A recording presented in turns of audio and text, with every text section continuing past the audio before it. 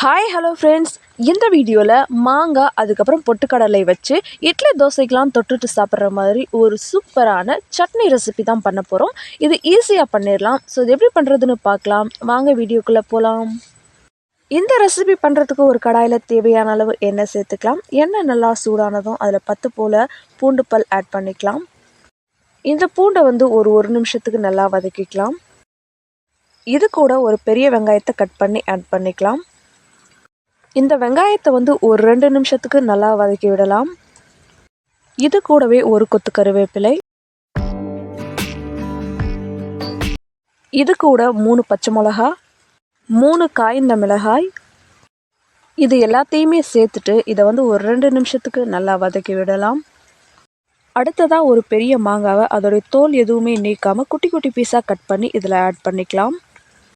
இப்போ இதையும் ஒரு 2 நிமிஷத்துக்கு நல்லா வதக்கிக்கலாம். அடுத்ததாக இதில் 1 கப் பொட்டுக்கடலை ஆட் பண்ணிக்கலாம்.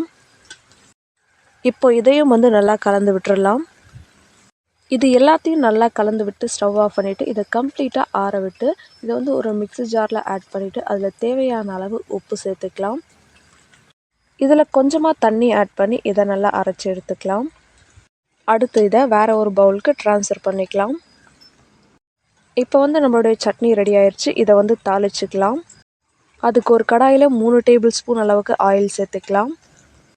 ஆயில் நல்லா சூடானதும் அதில் கொஞ்சமாக கடுகு ஆட் பண்ணி பொரிஞ்சதும் அதில் கொஞ்சமாக உளுந்து, கொஞ்சமாக கடலைப்பருப்பு சேர்த்துக்கலாம்.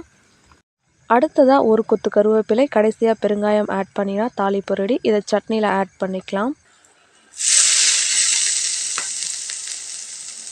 அவ்வளோதான், நம்மளுடைய மாங்காய் பொட்டுக்கடலை சட்னி ரெடி ஆயிடுச்சு. நீங்களும் இதே மாதிரி செஞ்சு பார்த்துட்டு எப்படி இருந்துச்சுன்னு கமெண்ட்டில் சொல்லுங்கள். வேறு ஒரு வீடியோவில் பார்க்கலாம். பாய்.